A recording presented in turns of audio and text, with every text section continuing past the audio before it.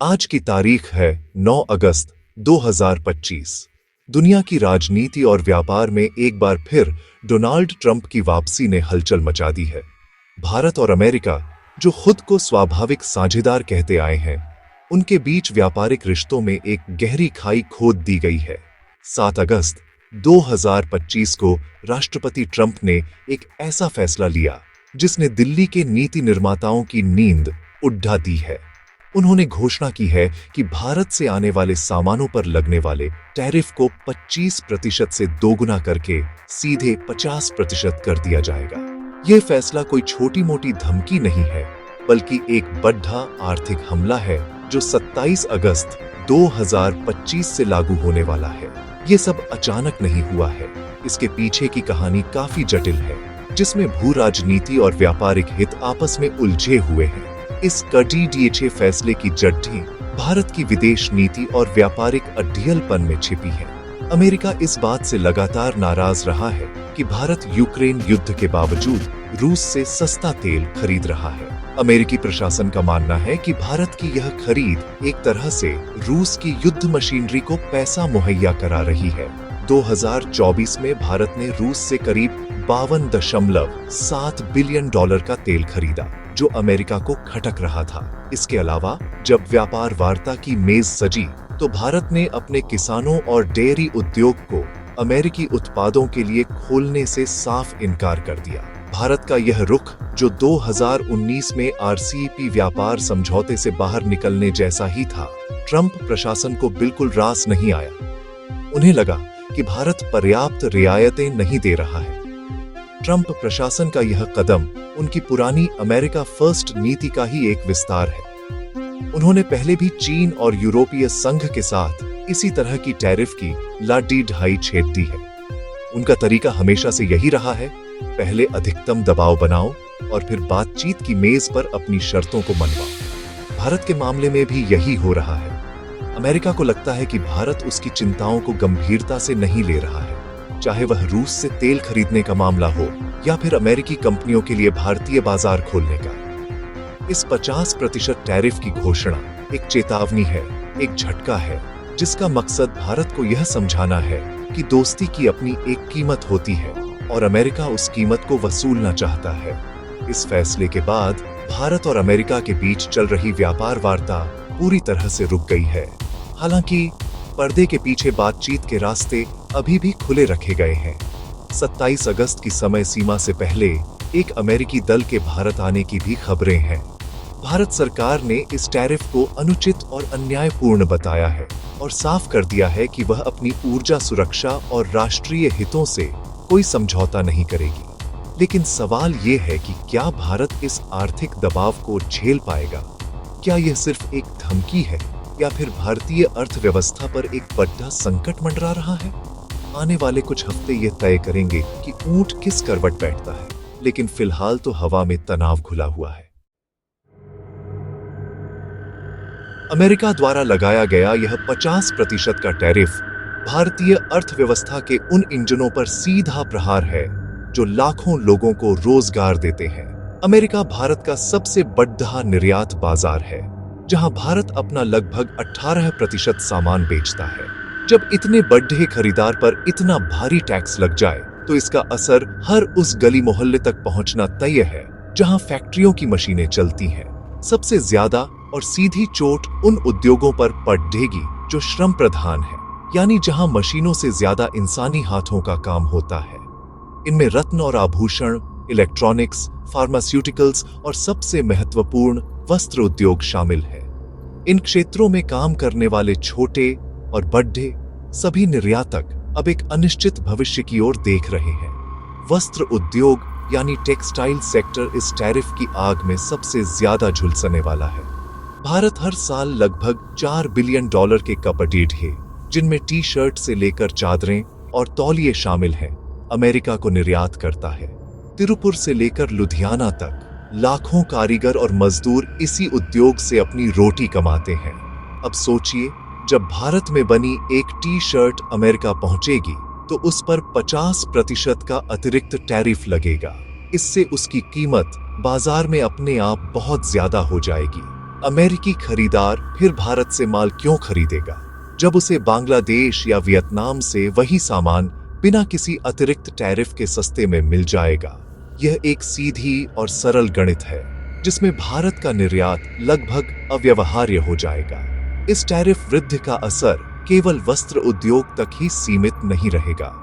भारत का रत्न और आभूषण उद्योग, जो अपनी कारीगरी के लिए दुनिया भर में मशहूर है, भी इसकी चपेट में आएगा। इसी तरह इलेक्ट्रॉनिक्स और फार्मास्यूटिकल्स जैसे क्षेत्र भी प्रभावित होंगे। हालांकि कुछ विशेष फार्मा और इलेक्ट्रॉनिक्स उत्पादों को शायद अभी भी कुछ रियायतें मिल जाएं, लेकिन ज्यादातर सामानों के लिए अमेरिकी बाजार के दरवाजे लगभग बंद हो जाएंगे। विशेषज्ञों का मानना है कि ज्यादातर भारतीय निर्यातक 10 से 15% तक की टैरिफ वृद्धि तो किसी तरह झेल सकते हैं, लेकिन 50% का यह पहाड़ाच उनके व्यापार को पूरी तरह से ठप कर देगा। ये सिर्फ मुनाफा कम होने की बात नहीं है, ये व्यापार के वजूद पर आया संकट है। इस संकट का एक और पहलू है। भारत पिछले कुछ सालों से खुद को China+1 रणनीति के एक मजबूत दावेदार के रूप में पेश कर रहा था। इसका मतलब था कि जो कंपनियां चीन से अपना कारोबार समेटना चाहती हैं, वे भारत को एक विकल्प के रूप में देखें। लेकिन अब इस नए टैरिफ के बाद भारत की यह छवि भी खतरे में पड़ी गई है। वियतनाम जैसे देश, जो अमेरिका के साथ बेहतर व्यापारिक शर्तों का लाभ उठा रहे हैं, वे इन कंपनियों के लिए ज्यादा आकर्षक विकल्प बन जाएंगे। इस तरह यह टैरिफ न केवल मौजूदा निर्यात को नुकसान पहुंचाएगा, बल्कि भविष्य में आने वाले निवेश और अवसरों पर भी ताला लगा सकता है। यह एक बहुआयामी संकट है जिसका असर दूर तक महसूस किया जाएगा। जब किसी देश का सबसे बड़ा व्यापारिक भागीदार अचानक अपने दरवाजे बंद करने लगे, तो अर्थव्यवस्था में भूचाल आना स्वाभाविक है। अमेरिका को होने वाला निर्यात भारत के कुल निर्यात का 18% और सकल घरेलू उत्पाद यानी जीडीपी का लगभग 2.2% हिस्सा है। ये आंकड़े सुनने में भले ही छोटे लगें, लेकिन इनका असर बहुत गहरा होता है। भारत हर साल लगभग $86.5 बिलियन का सामान अमेरिका भेजता है। जब इस विशाल व्यापार पर 50% का टैरिफ लगेगा, तो यह भारत की आर्थिक विकास दर की कमर तोड़ डाच सकता है। रेटिंग एजेंसी मूडीज ने तो पहले ही चेतावनी दे दी है कि इस टैरिफ वृद्धि के कारण भारत की जीडीपी विकास दर में 30 बेसिस पॉइंट्स यानी 0.3% तक की गिरावट आ सकती है, जिससे यह 6% के स्तर तक लुढ़क सकती है। ये संकट सिर्फ आंकड़ों का खेल नहीं है, बल्कि यह सीधे तौर पर भारत की वैश्विक प्रतिस्पर्धा को चुनौती देता है। अंतर्राष्ट्रीय व्यापार एक दौड़ की तरह है, जहां हर कोई सबसे तेज और सबसे सस्ता होना चाहता है। इस दौड़ में बांग्लादेश और वियतनाम जैसे देश भारत के सबसे बड़े प्रतिस्पर्धी हैं, खासकर कपड़ा उद्योग में। इन देशों को अमेरिका में शुल्क मुक्त पहुंच या बहुत कम टैरिफ का लाभ मिलता है। अब जब भारतीय उत्पादों पर 50% का भारी भरकम टैरिफ लगेगा, तो वे अमेरिकी बाजार में अपने आप इस दौड़ से बाहर हो जाएंगे। अमेरिकी आयातक भारतीय माल को छोड़ कर बांग्लादेश और वियतनाम से खरीदारी करने लगेंगे, क्योंकि उन्हें वहां से सामान बहुत सस्ता पड़ रहेगा। इससे भारत के हाथ से एक बड़ा बाजार फिसल जाएगा। इस टैरिफ का असर सिर्फ बड़े निर्यातकों पर ही नहीं, बल्कि उस पूरी सप्लाई चेन पर पड़ेगा जो इन उद्योगों को चलाती है। कपास उगाने वाले किसान से लेकर धागा बनाने वाले मजदूर, कपड़ा रंगने वाले कारीगर और अंत में उसे पैक करके भेजने वाले कर्मचारी तक हर कोई प्रभावित होगा। जब ऑर्डर आने बंद हो जाएंगे, तो फैक्ट्रियां बंद होने लगेंगी, जिससे बेरोजगारी बढ़ेगी। यह एक ऐसा चक्र है जो अर्थव्यवस्था के पहिए को धीमा कर देता है। विदेशी मुद्रा का भंडार जो निर्यात से भरता है, उस पर भी नकारात्मक असर पड़ेगा। ऐसे समय में जब भारतीय अर्थव्यवस्था पहले से ही कई चुनौतियों से जूझ रही है, यह टैरिफ एक और बड़ा बोझ बनकर आया है। इस पूरी स्थिति में भारत के लिए एक और भू राजनीतिक जोखिम भी है। अमेरिका का यह कदम भारत को अनजाने में ही सही रूस और चीन के और करीब धकेल सकता है। प्रधानमंत्री मोदी का जल्द ही शंघाई सहयोग संगठन शिखर सम्मेलन के लिए चीन जाने का कार्यक्रम है। जब पश्चिम से दबाव बढ़ता है, तो देश अक्सर पूर्व की ओर नए दोस्त तलाशने लगते हैं। हालांकि भारत अपनी स्वतंत्र विदेश नीति पर कायम रहने की बात करता है, लेकिन व्यापारिक मजबूरियां कई बार राजनीतिक समीकरणों को बदल देती हैं। यह देखना महत्वपूर्ण होगा कि भारत इस दोहरी चुनौती से कैसे निपटता है। एक तरफ अपने सबसे बड़े व्यापारिक साझेदार को साधना और दूसरी तरफ अपने रणनीतिक हितों की रक्षा करना। इस अप्रत्याशित आर्थिक हमले के जवाब में भारत सरकार ने एक सधी हुई लेकिन मजबूत प्रतिक्रिया दी है। सरकार ने स्पष्ट कर दिया है कि वह दबाव की राजनीति के आगे नहीं झुकेगी और राष्ट्रीय हितों को सर्वोपरि रखेगी। आधिकारिक तौर पर भारत ने रूस से तेल खरीदने के अपने फैसले का बचाव किया है और कहा है कि यह उसकी ऊर्जा सुरक्षा के लिए जरूरी है।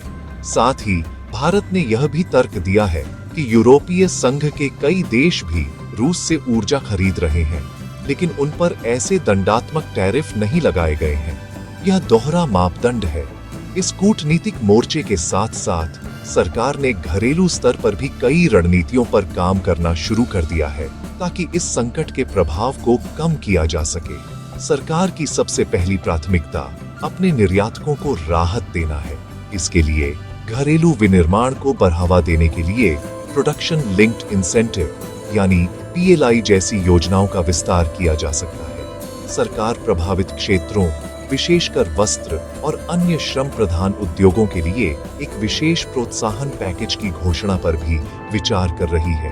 इसका उद्देश्य निर्यातकों को आर्थिक मदद देना है ताकि वे कम से कम कुछ समय के लिए अमेरिकी बाजार में टिके रह सकें और इस झटके को सह सकें। इसके अलावा सरकार तेजी से नए निर्यात बाजारों की तलाश कर रही है।